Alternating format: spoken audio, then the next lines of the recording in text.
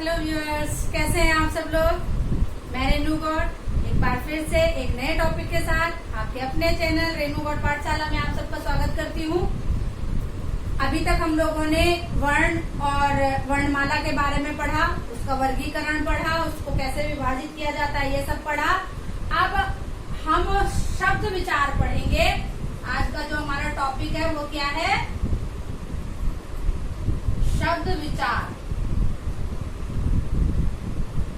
शब्द विचार यानी कि शब्दों का निर्माण कैसे होता है, शब्द किसको हम कहते हैं, कैसे शब्द बनते हैं, इन सब के बारे में हम इस पाठ के अंतर्गत पढ़ेंगे। अब देखिए, जो शब्द होता है, सबसे पहले हम शब्द को समझ लें कि शब्द होता क्या है, इसकी उत्पत्ति, इसके किस तरीके से कितने रूपों में इसको बांटा गया है, वो सब हम बाद में पढ़ेंगे। सबसे पहले समझ लें कि शब्द जो है वो कहते किसको है। शब्द पर जब हम शब्द पे आते हैं तो शब्द क्या होता है, पहले हम इसकी विशेषताएं देख लें कि इसकी जो विशेषताएं हैं, तो वो पहली विशेषता इसकी क्या है कि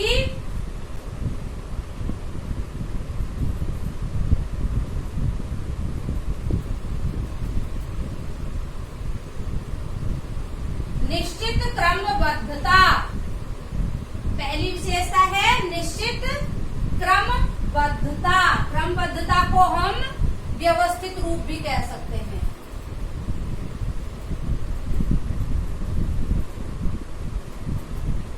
इसको हम व्यवस्थित रूप भी कह सकते हैं। अगर सरल भाषा में हम देखें तो उसको व्यवस्थित रूप कहा जा सकता है।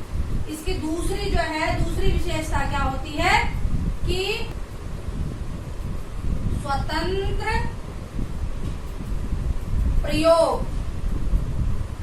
और तीसरी इसकी विशेषता जो है, तीसरी विशेषता होती है कि सार्थक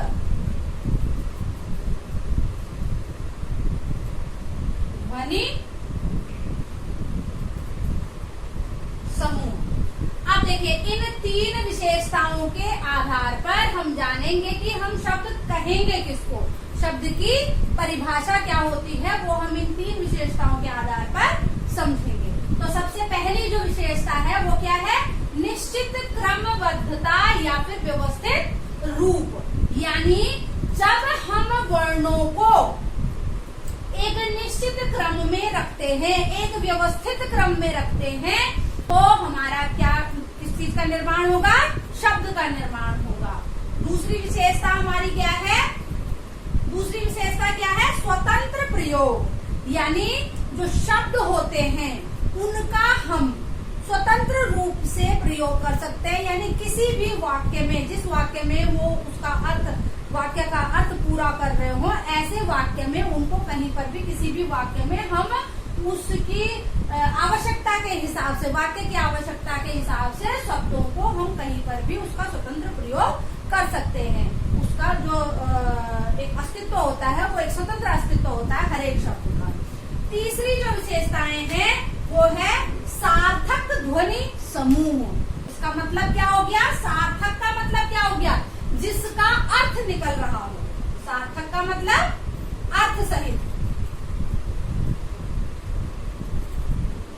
अर्थ सहित। इसका मतलब क्या हो गया? अर्थ सहित, यानी जिसका अर्थ निकल रहा हो, कुछ भी निरर्थक ना हो। यानी वो शब्द कुछ, वो जो शब्द हम लिख रहे हैं वो उसका अर्थ निकलना चाहिए। ऐसा नहीं होना चाहिए कि हमने, अब जैसे सपोज हम लिख लेते हैं कि गमला। अब ये तो सार्थक हो गया क्योंकि गमला हम किसी चीज को कहते हैं, गमला। लेकिन अगर हम इसको म ला ग इस तरीके से लिखेंगे तो इसका कोई अर्थ नहीं निकल रहा है। यानी ये जो है ये निरर्थक हो गया। क्या हो गया? ये निरर्थक हो गया और ये जो है एक सार्थक शब्द हो गया। तो इस तरीके से हम सार्थक और निरर्थक को समझेंगे कि सार्थक ध्वनि समूह यानी सार्थक ध्वनियों का समूह, हम उसको क्या कहेंगे? शब्द कहेंगे। तो अब इसकी परिभाषा कैसे निकल गई? देखिए, इन तीन विशेषताओं के आधार पर अगर हम इसकी परिभाषा अगर हम एक बनाते हैं तो हम क्या कहते हैं कि वर्णों या ध्वनियों के सार्थक समूह को क्या कहते हैं? शब्द कहते हैं। वर्णों या ध्वनियों के सार्थक ध्वनि समूह को शब्द कहते हैं। ठीक है, जो कि व्यवस्थित रूप में रखा जाता है और शब्द का जो है वो स्वतंत्र रूप से प्रयोग किया जा सकता है। तो इस तरीके से हम इसकी परिभाषा को निकालेंगे। तो ये आपको समझ में आ गया होगा सबको। एक तो शब्द हम बोलते हैं और एक हम बोलते हैं पद।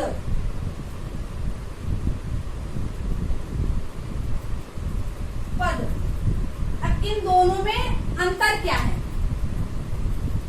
ठीक है, शब्द में और पद में अंतर क्या है? जनरली क्या होता है कि यहाँ पर एक कंफ्यूजन क्रिएट हो जाता है। हर किसी के दिमाग में एक चीज आती है कि जो पद होता है, जो शब्द होता है वही पद होता है। तो शब्द और पद में क्या अंतर है? तो अगर हम इसको देखें तो शब्द क्या होता है, अभी मैंने आपको ऊपर बताया कि शब्द जो है वो क्या हो गया? सार्थक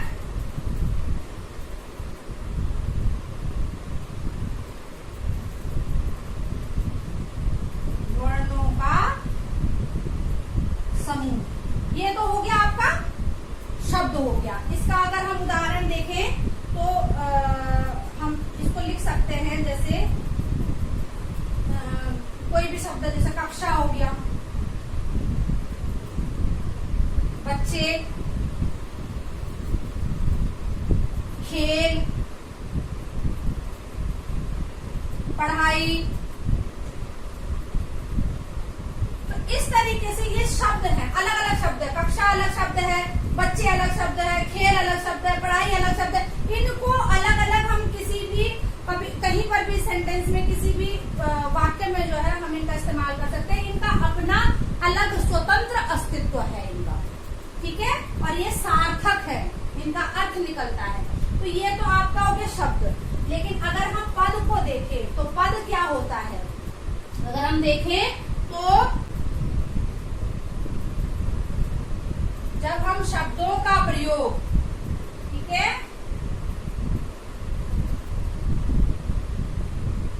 वाक्य में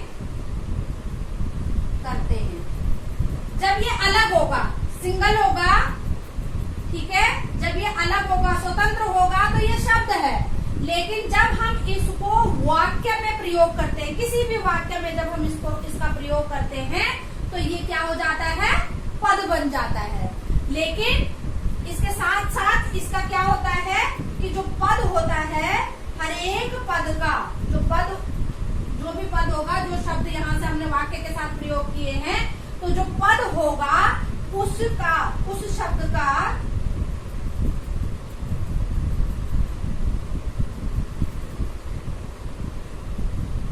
अपना एक व्याकरणिक रूप अस्तित्व होता है। इसका व्याकरणिक अस्तित्व, व्याकरणिक अस्तित्व, व्याकरणिक अस्तित्व, इसका अपना व्याकरणिक अस्तित्व होता है।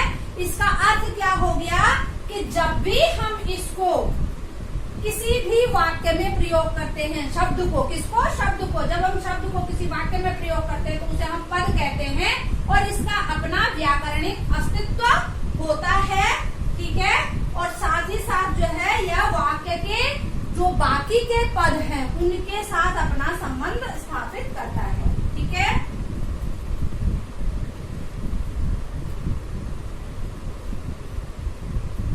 वाक्य के अन्य पदों के साथ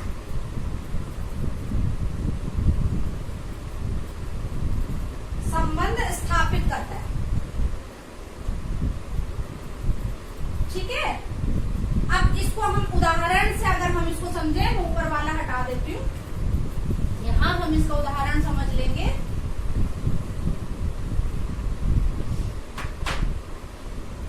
तो देखिए, अभी मैंने क्या कहा कि शब्द का प्रयोग वाक्य में करते हैं। जब शब्द का प्रयोग वाक्य में करते हैं तो उसे पद कहते हैं। इसका अपना व्याकरणिक अस्तित्व होता है और वाक्य के अन्य पदों के साथ संबंध स्थापित करता है ये। ठीक है, तो इसमें जैसे हम इसका उदाहरण अगर हम लेते हैं इसका, तो उदाहरण में हम कोई भी एक सेंटेंस ले लेते हैं, कोई भी एक वाक्य ले लेते हैं कि जैसे हम कहते हैं कि बच्चे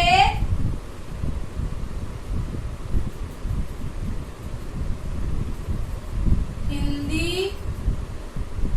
में पढ़ते हैं। अब ये देखिए, है तो ये शब्द, पहले वर्ण बना और वर्ण जब मिल गए आपस में तो सार्थक रूप में ये शब्द बन गए। एक शब्द, दो शब्द, तीन शब्द, चार शब्द, ये इस तरीके से ये शब्द बन गए, सबके सब अलग अलग शब्द। और जब इनको एक साथ व्यवस्थित रूप में इनको रखा गया और इसको व्याकरण की दृष्टि से इसको एक क्रमबद्ध रूप में रखा गया तो हमारा क्या बन गया, वाक्य बन गया। लेकिन हमारा जो ये जो दूसरा पॉइंट है ये इसमें हमने कहा है कि इसका अपना व्याकरणिक अस्तित्व होता है। व्याकरणिक अस्तित्व का मतलब क्या होता है कि व्याकरण की दृष्टि में, जैसे आप अंग्रेजी में पढ़ते हैं कि कोई भी सेंटेंस पढ़ते हैं उसमें एक नाउन होता है, एक आपके वर्ब होती है, आपका एडजेक्टिव होता है, एडवर्ब होती है, तो ऐसे ही हिंदी में भी होते हैं। ठीक है, कर्ता होता है, कर्म होता है, क्रिया होती है, तो वो उनका व्याकरणिक अस्तित्व हो गया। यानी इन शब्दों को हम व्याकरण में क्या कहेंगे, वो उनका व्याकरणिक अस्तित्व हो गया। तो यहाँ पर मैंने आपको बताया कि इसका अपना व्याकरणिक अस्तित्व होता है और वाक्य में अन्य पदों के साथ संबंध स्थापित करता है। यानी जो बच्चे हैं वो क्या हो गए, कर्ता, जिसको आप सब्जेक्ट कहते हैं। ठीक है, कर्ता हो गया। उसके बाद हिंदी आपका कर्म हो गया, में आपका कारक हो गया, क्योंकि ये संबंध स्थापित करवा रहा है दूसरे शब्दों के साथ में, ये कारक हो गया। और जो पढ़ते हैं ये क्या हो गई, आपकी क्रिया हो गई। तो ये इनका व्याकरणिक अस्तित्व हो गया हर एक शब्द का। ठीक है, तो यानी उन शब्दों को हम पद कहेंगे जो वाक्यों में प्रयोग होते हैं, यानी वाक्य में जिनका प्रयोग किया जाता है, जिनका अपना व्याकरणिक अस्तित्व होता है और जो वाक्य के अन्य पदों के साथ अपना संबंध स्थापित करते हैं, उन्हें हम क्या कहते हैं, पद कहते हैं। और ठीक इसके इधर अगर हम देखें तो शब्द हम किनको कहते हैं, सार्थक वर्णों के समूह को, जिनका अपना एक स्वतंत्र अस्तित्व होता है, उनको हम क्या कहेंगे, शब्द कहेंगे। ठीक है, तो इतना आप लोगों को समझ में आ गया होगा कि शब्द और पद में क्या अंतर होता है।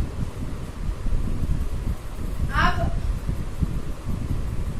इसके बाद हम देखेंगे कि हम शब्दों का वर्गीकरण देखेंगे इसमें। ठीक है, तो शब्दों का जो वर्गीकरण होगा वो अलग अलग आधार पर किया जाता है। रचना के आधार पर होता है, उत्पत्ति के आधार पर होता है। तो सबसे पहले हम जो है रचना के आधार पर इसका वर्गीकरण देखेंगे। ठीक है, शब्दों का वर्गीकरण।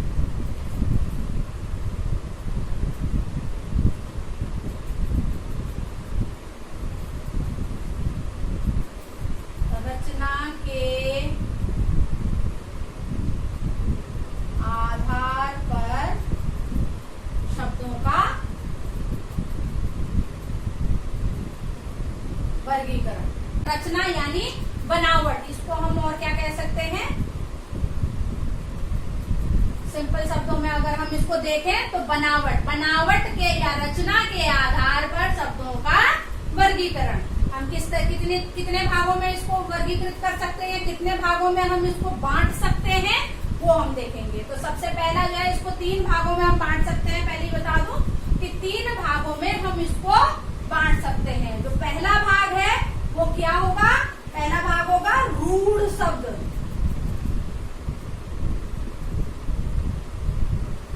रूढ़ शब्द इनको कहते हैं हम, रूढ़ शब्द जो अपने आप में पूर्ण होते हैं। ठीक है, रूढ़ शब्द का मतलब क्या होता है कि जो अपने आप में पूर्ण होते हैं।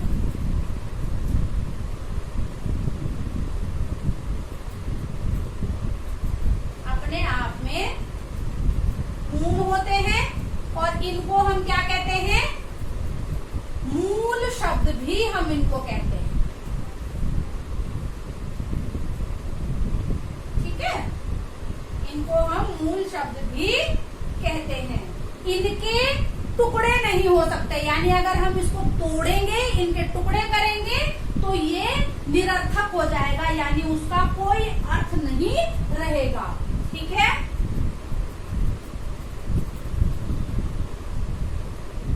इनके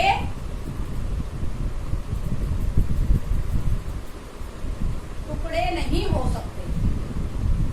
ठीक है, अगर हम इसके टुकड़े करेंगे तो उसका अर्थ जो है वो खत्म हो जाएगा, उसका कोई अर्थ नहीं निकलेगा। उदाहरण के लिए मैं आपको बता दूं कि उदाहरण इसका है, जैसे कोई भी आप शब्द ले लीजिए, जैसे सपोज हम कहते हैं सुबह। सुबह, अब इसको अगर हम सु अलग करेंगे, बह अलग करेंगे या सुबह अलग करेंगे और ह अलग करेंगे तो उसके अस्तित्व खत्म हो जाता, उसका मीनिंग खत्म हो जाता, उसका कोई मतलब नहीं निकलता है। तो इसको हम तोड़ नहीं सकते, ये अपने आप में पूर्ण है, सुबह। ठीक है, जैसे हम इसके अलावा हम लिख सकते हैं पढ़ना। ठीक है, अब पढ़ना ये भी अपने आप में पूर्ण है, इसके भी टुकड़े नहीं हो सकते। हम लिख सकते हैं राजा। ठीक है, तो इस तरीके से हम रूढ़ शब्द को देख सकते हैं। रूढ़ शब्द का मतलब जो अपने आप में पूर्ण होते हैं, इनके टुकड़े नहीं हो सकते हैं और इसीलिए इनको मूल शब्द कहा गया है। जैसे हमने ध्वनि के टाइम पे, वर्ण के टाइम पे हमने पढ़ा था कि वर्ण के टुकड़े नहीं हो सकते हैं और ये भाषा की मूल इकाई है। ठीक है, मूल यानी जड़। तो ऐसे ही जो शब्द होते हैं, ये कुछ शब्द ऐसे होते हैं जिनके टुकड़े नहीं हो सकते हैं और जो अपने आप में पूर्ण होते हैं, उनको मूल शब्द भी कहा जाता है। तो उनको हम क्या कहेंगे? रूढ़ शब्द कहेंगे। ठीक है, इतना समझ में आ गया सबको? अब दूसरा जो प्रकार है, रचना के आधार पर जो शब्द का दूसरा प्रकार है, उसे हम क्या कहेंगे? यौगिक शब्द। दूसरा प्रकार क्या है? यौगिक शब्द। ये क्या होते हैं? जो दो सार्थक शब्दों को मिलाकर बनते हैं, दो सार्थक शब्दों को जोड़कर।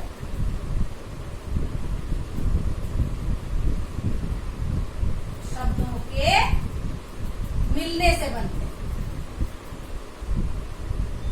दो सार्थक शब्दों के मिलने से बनते हैं।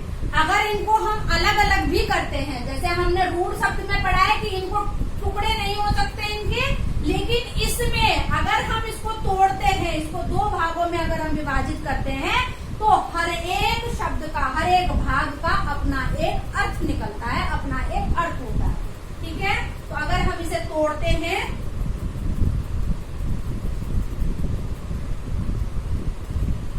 तोड़ने पर प्रत्येक भाग का अपना अर्थ होता है।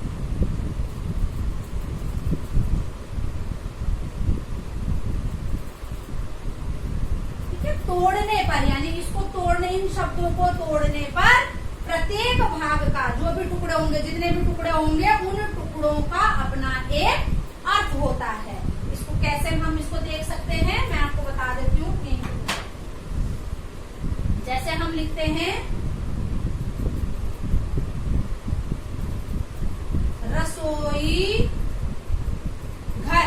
अब ये ऐसे तो एक शब्द है, ठीक है, लेकिन अगर हम इसको तोड़ते हैं तो रसोई अलग हो जाता है और प्लस घर अलग हो जाता है।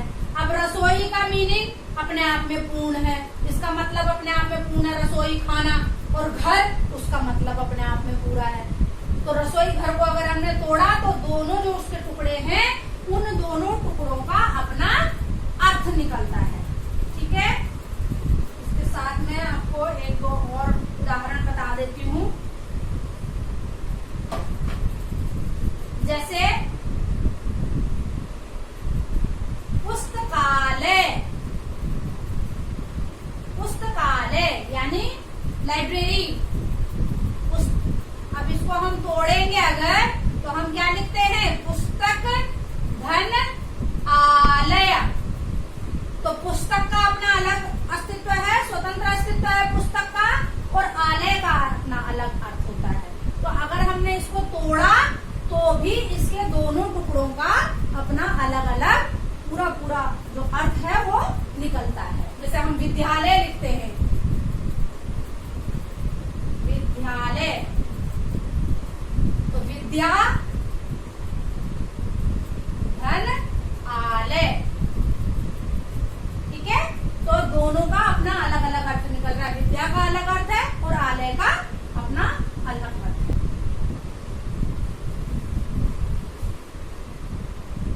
तीसरे प्रकार के जो शब्द हैं वो है योग रूढ़ शब्द। कौन से हैं, योग रूढ़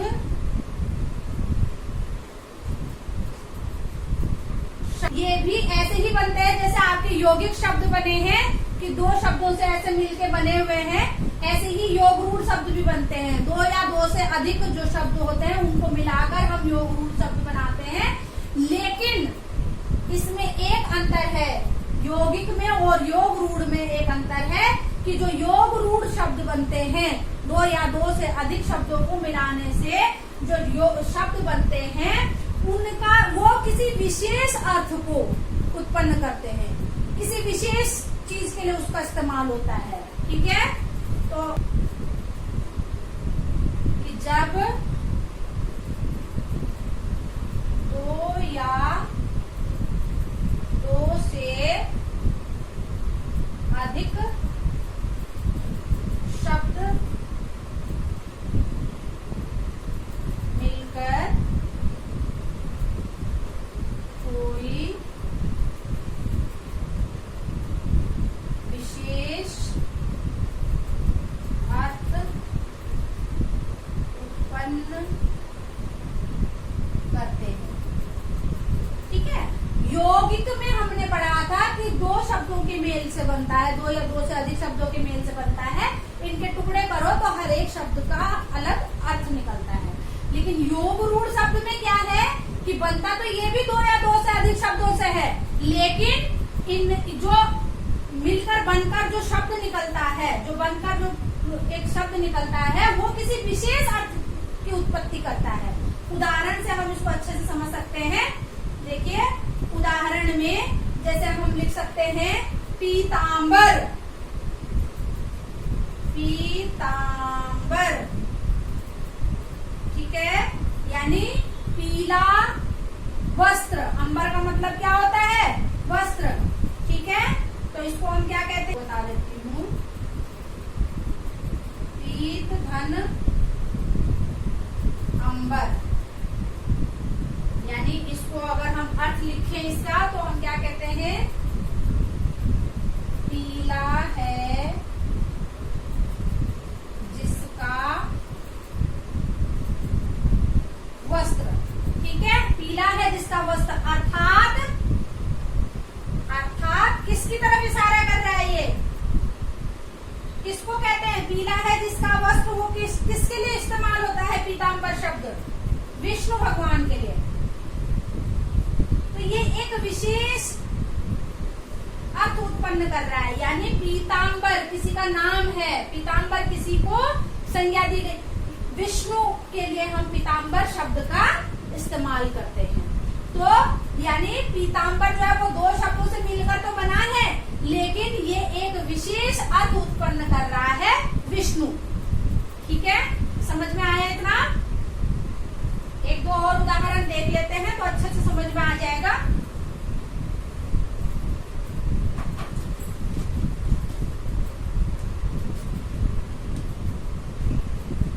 जैसे नीलकंठ, ये किन दो शब्दों से बना हुआ है, नील धन कंठ, यानी इसका क्या अर्थ निकलता है, नीला है कंठ जिसका, नीला है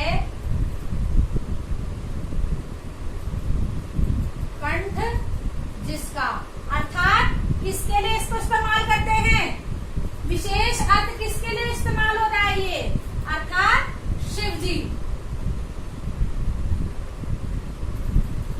समझ में आया इतना? तो ये विशेष अर्थ की तरफ इशारा करता है, किसी विशेष अर्थ को की उत्पत्ति करता है।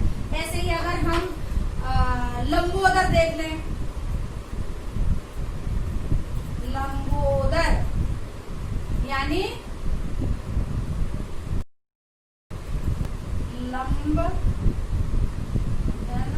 उदर,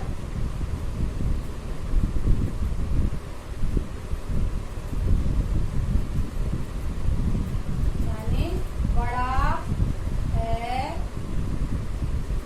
जिसका उदर, उदर का मतलब पेट, जिसका पेट बड़ा है, अर्थात किसको कहते हैं लंबोदर? गणेश। ठीक है, तो इस तरीके से लंबोदर जो है वो गणेश की तरफ इशारा कर रहा है। यानी रचना के आधार पर तीनों प्रकार के शब्द हमने पढ़े हैं। उम्मीद करती हूँ ये वीडियो आपको जरूर पसंद आएगा, और आपको ये वीडियो पसंद आया या नहीं आया आप कमेंट सेक्शन में जरूर लिखिएगा। और इससे संबंधित अगर आपको कोई चीज समझ में ना आई हो तो उस बारे में भी आप कमेंट सेक्शन में लिख सकते हैं। मैं आपकी समस्या को सुलझाने का जो है वो अपनी तरफ से पूरा प्रयास करूंगी। और अगर आपको वीडियो पसंद आया हो और इससे अगर आपको थोड़ा भी लगता है कि ये आपके लिए यूजफुल साबित हुई है तो प्लीज वीडियो को ज्यादा से ज्यादा शेयर करें, लाइक करें, सब्सक्राइब करें। धन्यवाद।